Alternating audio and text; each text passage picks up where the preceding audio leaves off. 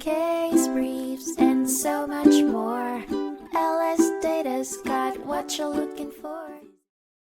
In 2010, the South Dakota Supreme Court heard Johnson v. Larson, a case centered around the concept of unjust enrichment. The case began with two oral agreements between Robert Larson and Michael Johnson. They agreed that Johnson would remove rock from Larson's farmland in exchange for payment, and in a separate agreement, Johnson would have rights to keep some excavated rock if he installed drain tile. However, Johnson removed only a small portion of the rock, and Larson gave Joel Penny permission to remove the rest. Johnson subsequently sued both Larson and Penny, claiming unjust enrichment. Although the court initially found Larson and Penny both liable for unjust enrichment damages, they appealed, arguing that there were valid contracts in place. The South Dakota Supreme Court decided that two valid contracts did indeed exist between Larson and Johnson, which precluded any unjust enrichment claims against Larson. However, the court found Penny was unjustly enriched, as there was no express contract between Penny and Johnson.